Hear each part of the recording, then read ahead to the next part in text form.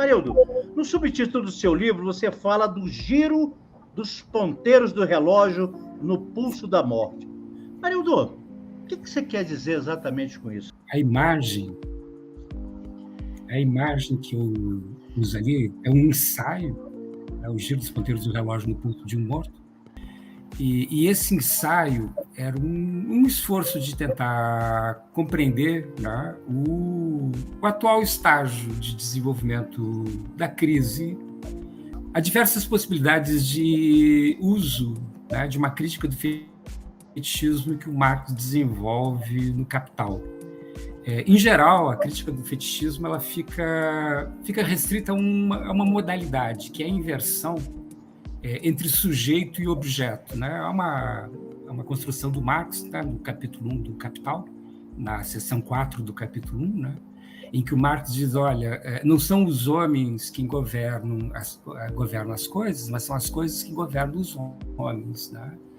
Então, essa inversão, né, de que a mercadoria, o valor, o dinheiro, né, submetem a sociedade sob seu governo, né, e que forma, ao fim, né, a imagem de um sujeito automático, que é o capital, né? O capital, ele é o grande sujeito do processo social.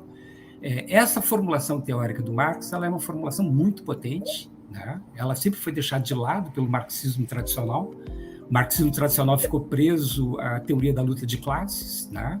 Quando, na verdade, a crítica do fetichismo é muito mais abrangente, profunda e atual para pensarmos o capital. E dentro da teoria crítica do fetichismo, podemos falar dessa forma, né, a abordagem tradicional da crítica do fetichismo, aquela que ficou canônica até os anos 90, né, ela se restringia apenas a uma leitura da circulação. A crítica do valor, né, já com o Moishe Postone, naquele livro dele fundamental, né, que é Tempo, Trabalho e Dominação Social, e depois o Kurtz, né, o Grupo Crises e mais tarde o Exit, né, eles vão trazer a crítica do fetichismo também para o campo da produção de mercadorias, né? Então, a crítica do fetichismo é uma crítica ao processo de produção de mercadorias e é uma crítica da totalidade do capitalismo. O que eu faço nesse ensaio é um pouco acertar o ponto da crítica brasileira com essa análise. E aí, Arlindenor, essa imagem do giro dos ponteiros do relógio, eu achei a imagem brilhante, porque ela explica o capitalismo hoje, né?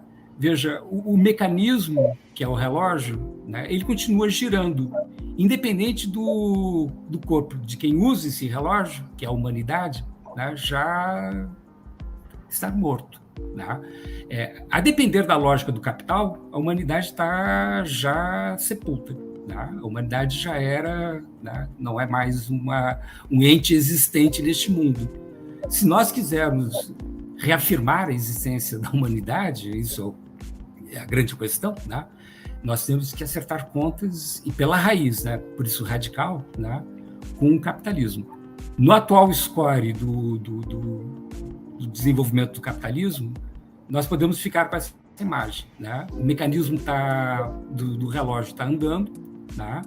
Ele passa de uma crise a outra, cada vez com maiores dificuldades, mas para o capitalismo, né, mais importante é continuar produzindo mercadoria. Não importa se a natureza não suporta mais, não importa se as relações sociais já foram para o espaço, né? Não importa que não exista mais mundo, porque o mundo do capital é um mundo apartado do mundo humano, em que pese que o capital é uma construção humana. É um paradoxo isso.